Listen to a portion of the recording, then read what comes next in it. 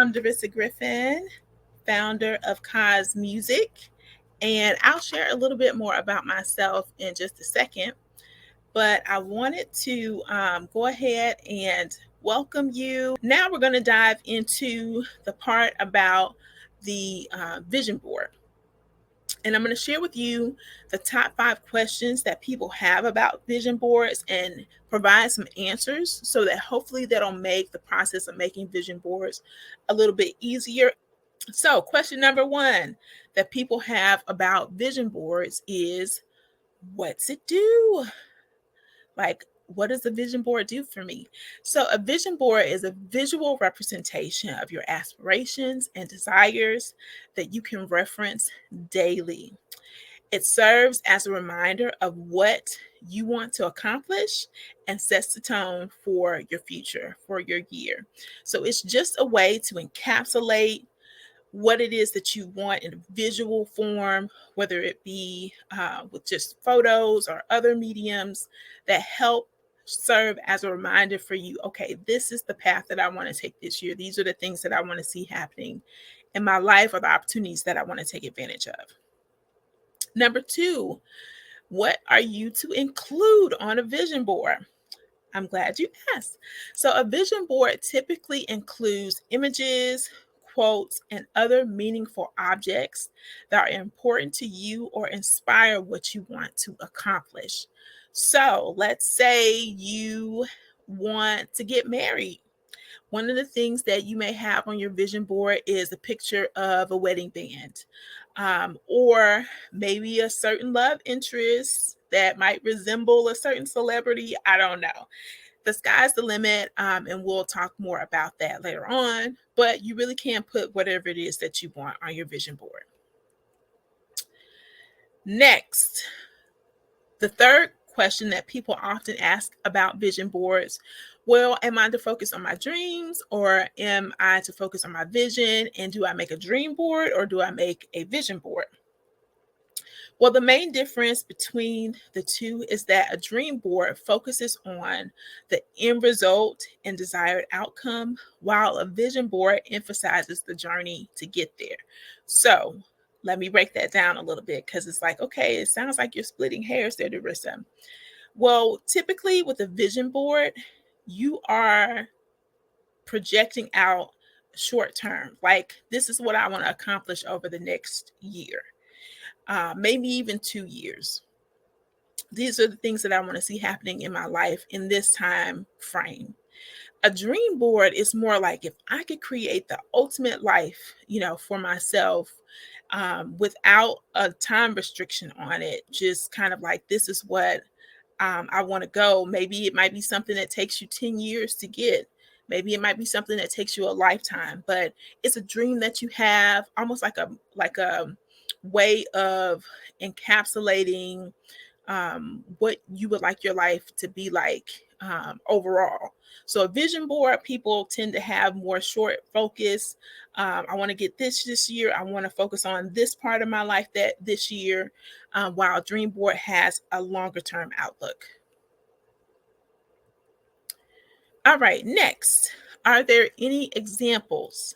There are 3 main types of vision boards that you can create to help you track what it is that you want to do. So you can use a physical vision board, which is essentially where you get a poster or some type of paper or something, and then you get other things to apply to that poster board using some glue or staples.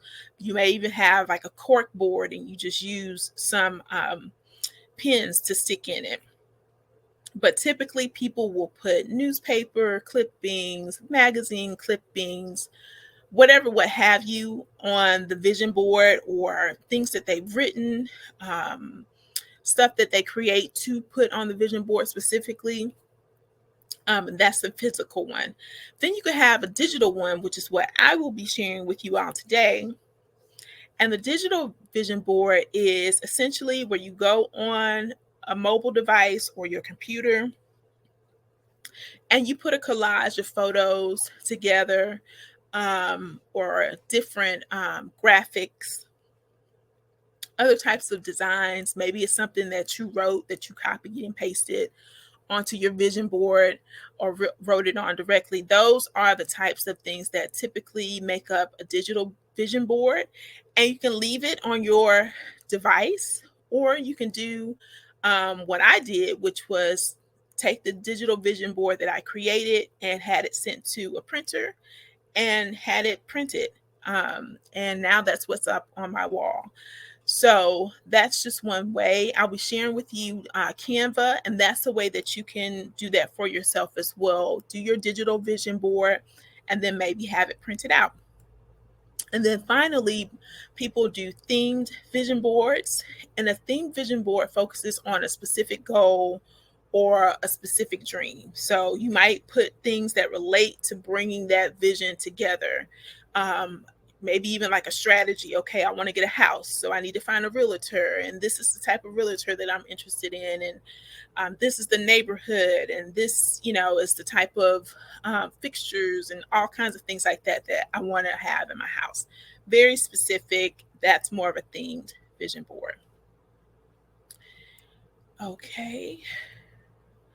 And the next question, the final one, is what to put on it.